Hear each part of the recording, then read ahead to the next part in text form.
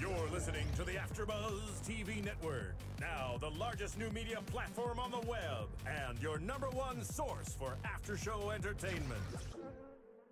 Very good, Dean Johnson.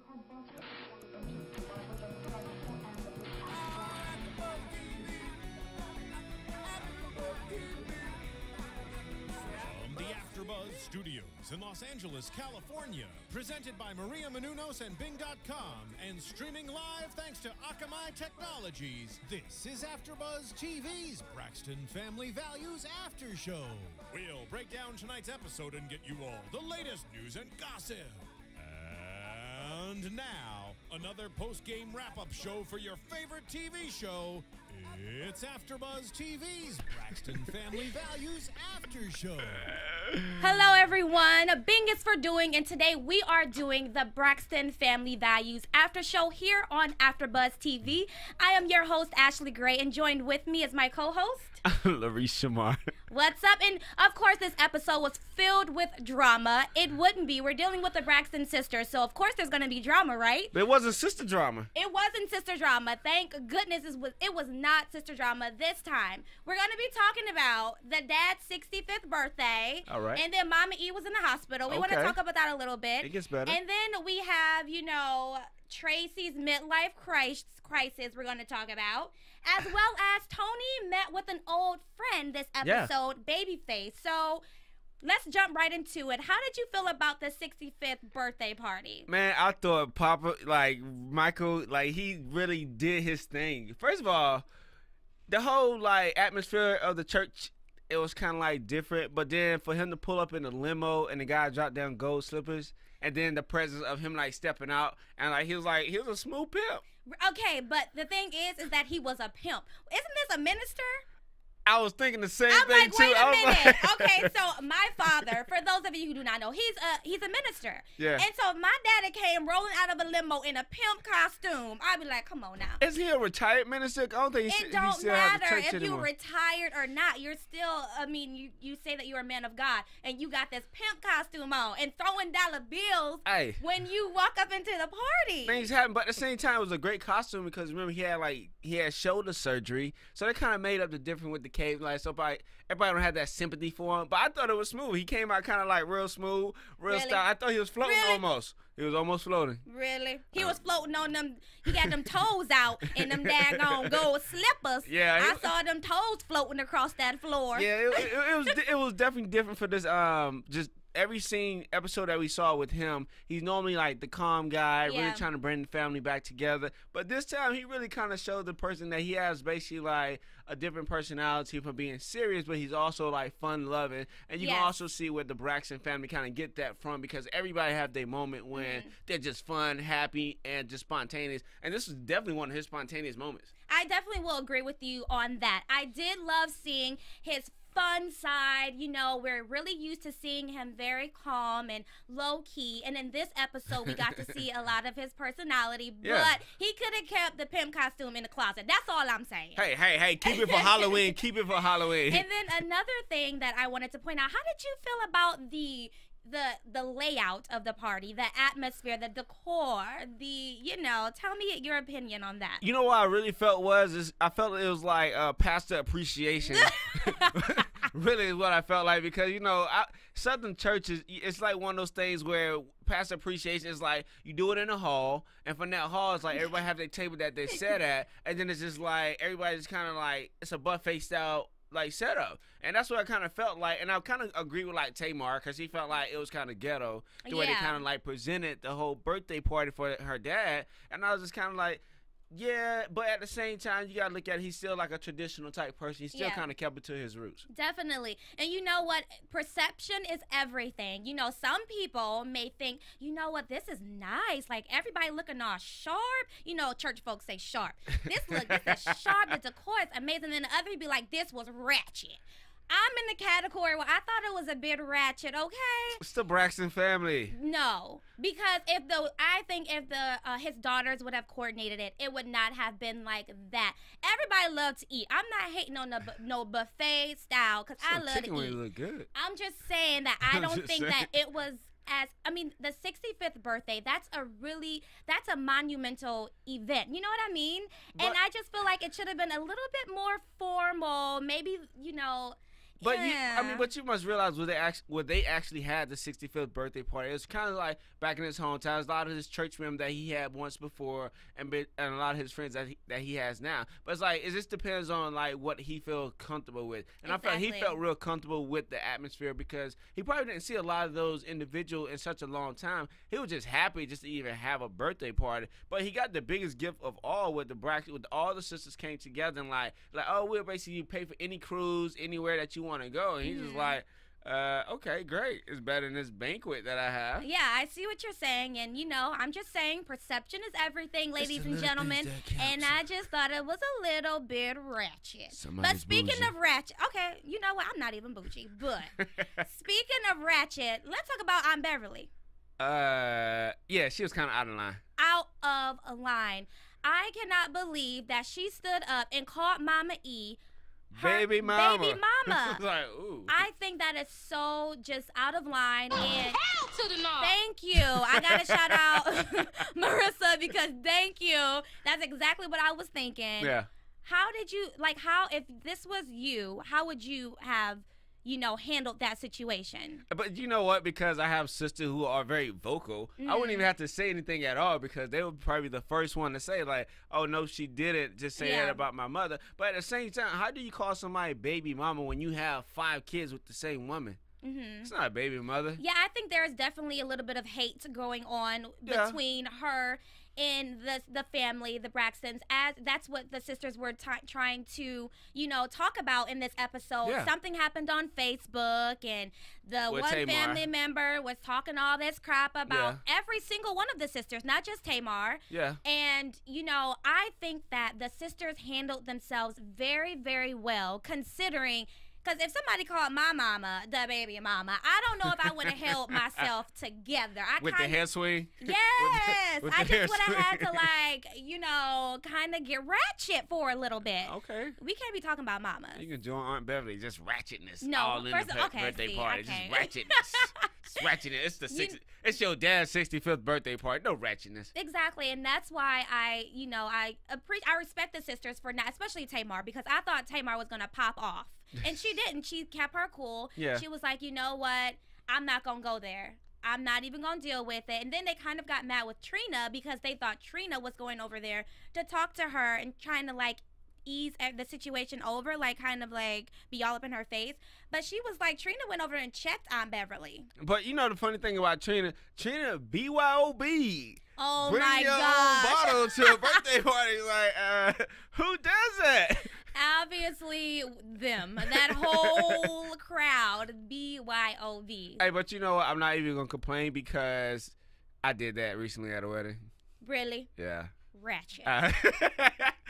We did it at a wedding. It was like a group of my friends. We just really? We had lemonade and what's in the bag. So I guess it's not that. It's very common, ladies and gentlemen. People, to bring their gallons of what? What did you bring? We on air. Whatever it is. I guess you bring those to formal functions like weddings and funerals and Hey, you got to get through everywhere you can. Oh my God. Okay, so we both agree that dad's 65th birthday could have been a little bit more formal. Yeah. However, he had a great time. I love that he played Trina's song, Party Hard or Get Out. Yeah. I probably got the title wrong. I'm sorry. I love the track, but what is it called?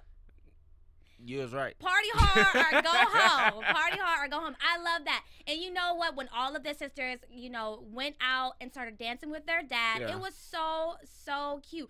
But what the heck did Tawanda have on? Did you notice that disco outfit? I did. Hot messed up. Fashionable. It's fashionable. Fashionable. Really? Fashionable.com. Something new. Oh, okay. Moving on, let's talk about Mama E. She was in the hospital this episode. She has diabetes, and in previous episodes, we see that she's not eating properly and that she really needed to address a lot of issues involving her health. Yeah. And because she did not address them, we saw that she was hospitalized. Yeah.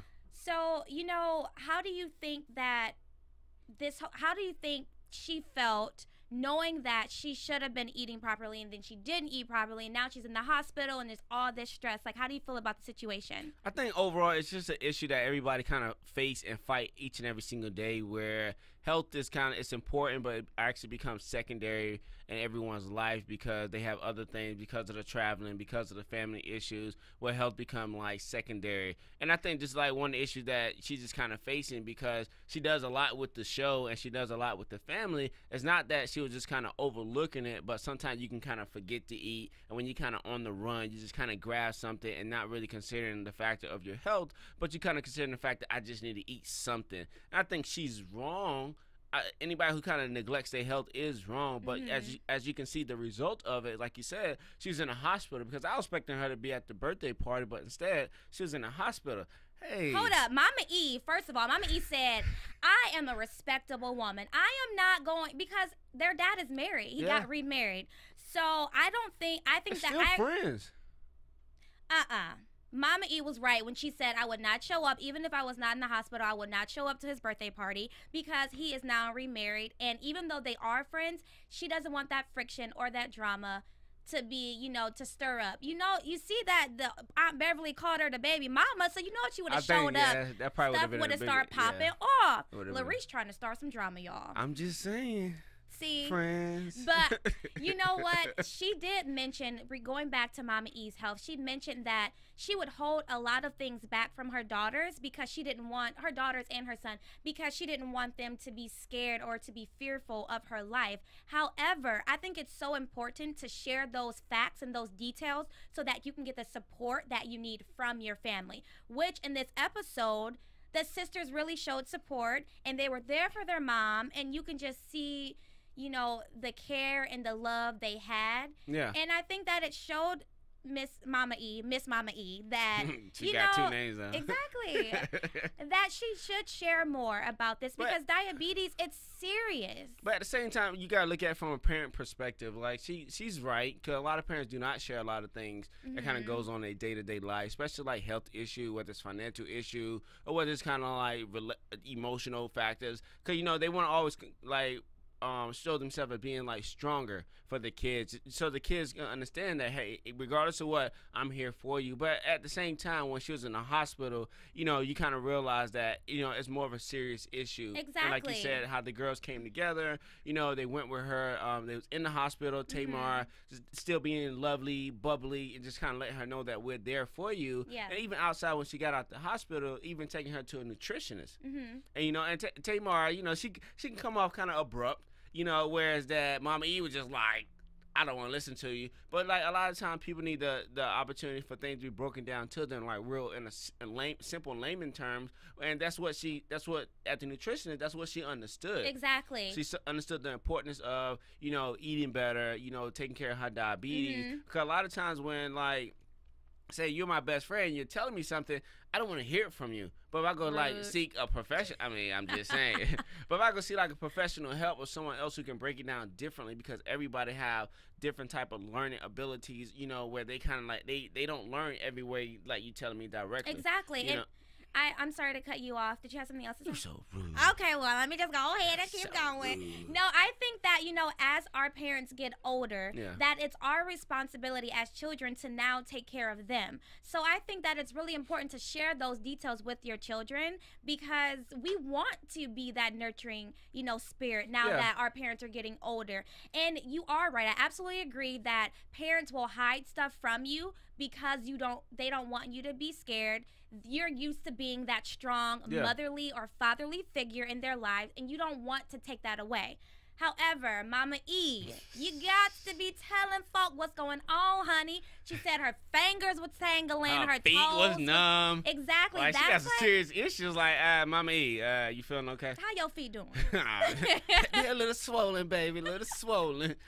Yeah, but it's definitely very serious issue, and we definitely hope that Mama E gets better and gets the help that she needs now that she has a nutritionist. I'm sure that she'll be able to really focus on eating healthy and doing the right exercise. Speaking of exercise, did you see that girl offbeat? Oh my OMG. trying to do laugh Zumba. out loud, LOL. Like, she had to be the worst Zumba instructor I've ever seen in my life. I'm like, how did she get that gig? I was like, what? And Tawanda was like, you know what? I can't do this to an offbeat instructor, but props to you for trying. You know, and Mama E really enjoyed that class. So I loved seeing her being active and laughing and being social in that type of environment where she can really get her fitness together. But Tawanda, she just kind of take the role of, like, if dancing isn't perfect, she has to be the one to try to correct it. Because even when her daughter went to ballet, she did the same exact thing. And even with Mama E, she's like, Mama, you're not doing it right. You got to do your hips like this. It makes me wonder, like, can you dance, Tawanda? Because I've never seen her dance. Me neither. I just always saw her correct other people. It's like Tawand or toe. That's an interesting question, everyone. Speaking of interesting questions and comments and things of that nature, make sure that you guys go to iTunes and download this podcast absolutely free. FREE. It's completely free, guys. Rate, comment, and share it with a friend. Give us 5 stars. We love hearing your comments. We love seeing those 5 stars on there. As well, guess what, ladies and gentlemen? We are now streaming live. That's right. If you have an iPod, if you have a Galaxy 3, hello. Android. If you have any Android, iPad, you can now go to www.afterbuzztv.com and watch us live. So, you know, if my hair ain't right, you need to tweet me and be like, girl, fix your hair, because I already know I don't be on point all the time. But I'm just saying, we are now streaming live. So let's jump right back into the conversation. We're going to talk about Tracy's midlife crisis. You know what? It's starting to be like, what's really going on with Tracy? Yeah, she's all over the place. She's kind of frazzle-dazzle. She's, like, changing. Like, she's becoming, like, the sister who always, like, she's fun-loving. But now I think she's trying to find herself. I think, you know what? I'm loving the hair. I love that blonde, the shortcut. I'm loving it. So that's all. The only thing really positive I have to say about Tracy in this episode. She's trying to get her a gun. Honey, you do not need no gun. That's like giving Larice a gun. Hey. We all know he don't need no gun. No, I don't have hands. But seriously, how do you feel about her having a gun?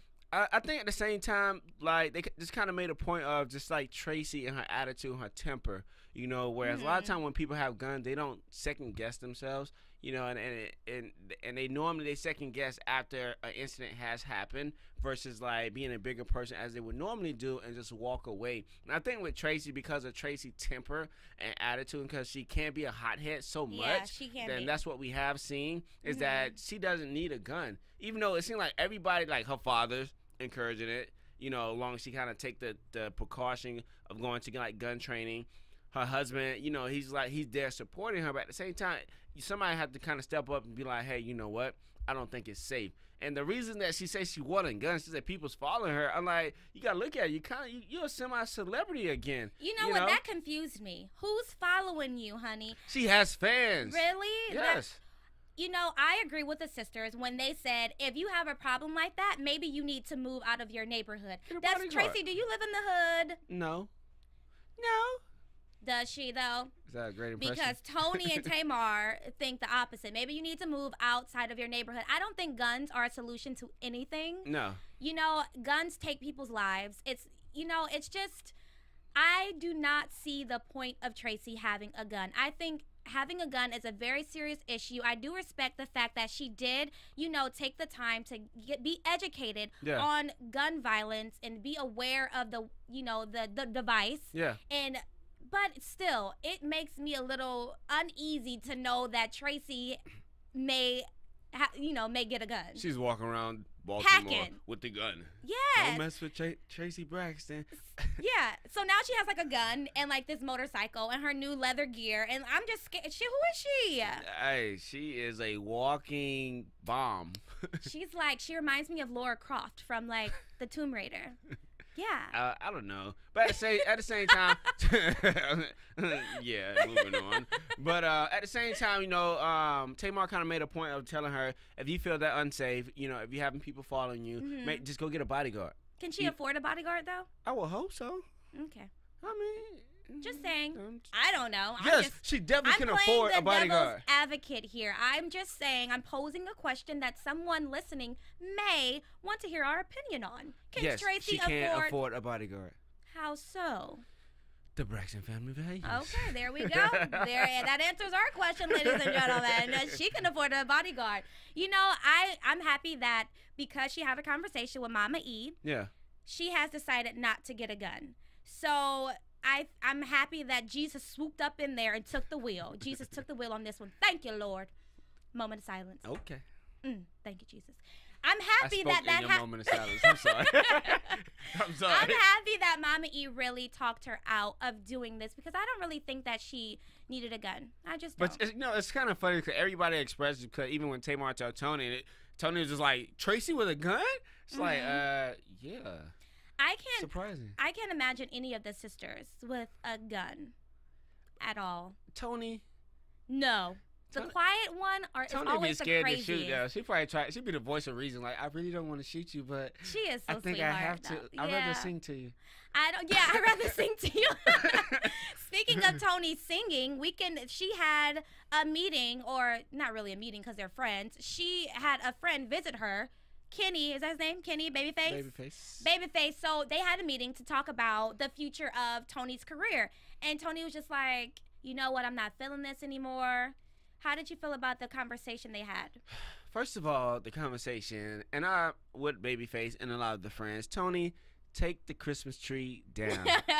Please. It is hot outside. You live in California. Christmas, like, sunny California. I haven't had a white Christmas since I've been here, so it's like, take the Christmas tree down. Well, she said that it brings her a lot of joy and it makes her smile. And when you're going through, but when you're going through a very difficult situation, no matter how silly something may be to other people, if it really brings you joy and it makes you smile and it makes you laugh, then keep it up. It's not hurting nobody. Who bought the Christmas tree? The Christmas tree. Who bought it? Her husband? We don't know that. Okay. I don't think so. I think the divorce they had separated prior to this Christmas. The Christmas tree? Okay.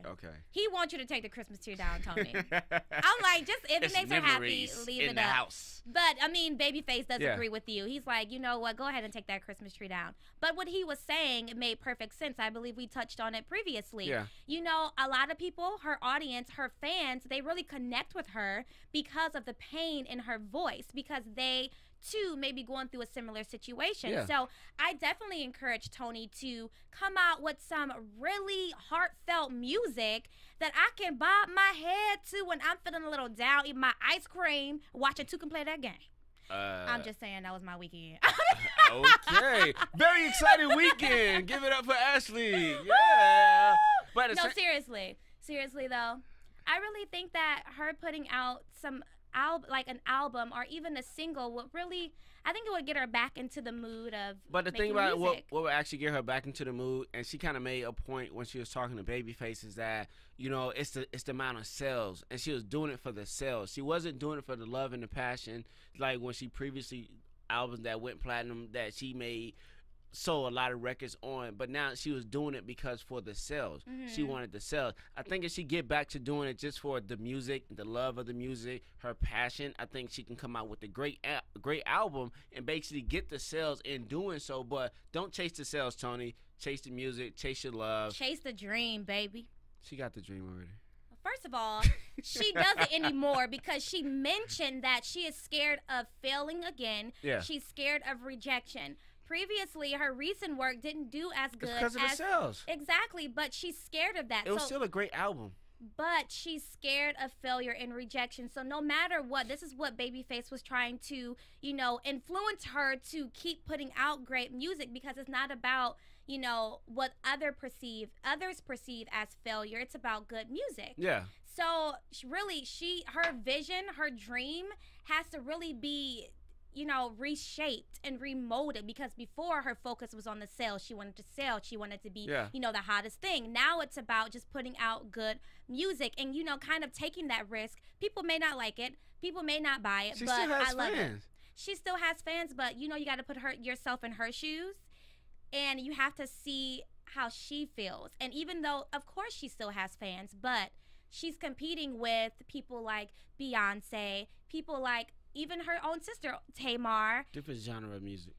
Yeah, I see what you're saying. However, it's coming from Toni's mouth. She's scared of rejection and scared of failure. So that those words have to be coming from somewhere.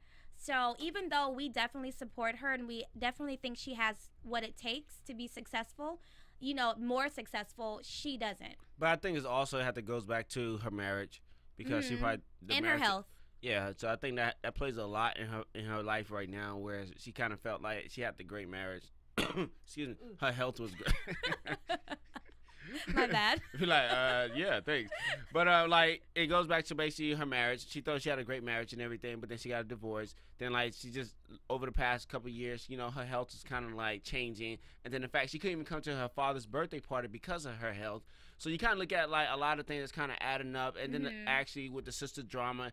And just kind of really, she's kind of being hit, like every time she turned around, it's like she's being hit, turned around and spent around. And she probably is in that moment right now where she just kind of feels like, which way do I go? What should I do? I don't want to make music no more, even though like it's a transfer of my feelings and my hurt and my pain. And that's what Babyface was like. That's what attracted me to you. And she just need to get back to the basics. And a lot of times, a lot of artists, they forget the basic because they chasing the money, they chasing the fame. But it's like, get back to the basic of what actually made you who you are. And I think that's what Toni has to do. I totally agree. And then, I mean, the key thing is that Babyface invited her to the studio. Let's see if she's going to go to the studio. I think, you know what? I think that she will. And speaking of thinking about future episodes, let's head into predictions. And now, your AfterBuzz TV predictions. Take it away. What do you predict is going to happen on the next episode of the Braxton Family Values? I think overall, Toni, I don't think she's gonna be back in the studio that soon, but I think she'll actually start like rethinking and reshaping her life more so than anything. So I'm gonna keep my fingers crossed. I'm rooting for Toni. Root for Toni, please. You know what? I think that her sisters are gonna try and push her to date, and she's gonna go on a couple of dates, and not anything serious. I just think that her sisters are going to really see that maybe she needs to kind of get this guy off of her mind, get her health off of her mind, and just go out and have fun. Not necessarily find a boyfriend, but just find someone you can go to the movies with, you can go kick it with. Yeah, just have fun. So I predict that I think that Mama E is going to be on top of her diabetes. She is going to nip it in the butt, child. Nip it in the butt. And you know what? I think out of Tracy, we're still going to see a little bit more of her frazzle dazzle in the next episode. I think she's going to be still a little crazy. I think I'm waiting for her to get a bike. Yeah, I'm pretty sure. Ooh, you know what I predict? She's going to sneak and get a gun. I think she's going to get a gun, and it's probably going to be like pink and bedazzled. And she's not going to tell anyone, and then everyone's going to find out. Tamar's going to find it. It's going to be crazy. That's my prediction. It's a lot of investigation. It's like Tamar's going to find the gun. I'm just saying. Unfortunately, guys, we do not have any news and gossip this week. However, we are going to try and find some for next week. I am your host, Ashley Gray. It was a pleasure. You can always tweet me at TweetNinaMarieG, and you can follow me on Instagram at Nina Marie Gray, as well as add me as a friend on Facebook. And I'm your host, Larice Shamar, and you can basically follow me at Larice Shamar. And Instagram me at True Peoples, and also go to TruePeoplesMedia.com. First of all, you're not even following me back on Instagram. Not on air. You see? You see how you do it? That ain't right. Adding you right now. I'm adding you right now. Bye, guys. From Bing.com, executive producers Maria Menounos, Kevin Undergaro, Phil Svitek, and the entire AfterBuzz TV staff, we would like to thank you for listening to the AfterBuzz TV network. To watch or listen to other after shows and post comments or questions, be sure to visit AfterBuzzTV.com. I'm Sir Richard Wentworth, and this has been a presentation of AfterBuzz TV. Buzz you later. The views expressed herein are those of the hosts only and do not necessarily reflect the views of AfterBuzz TV or its owners or principals.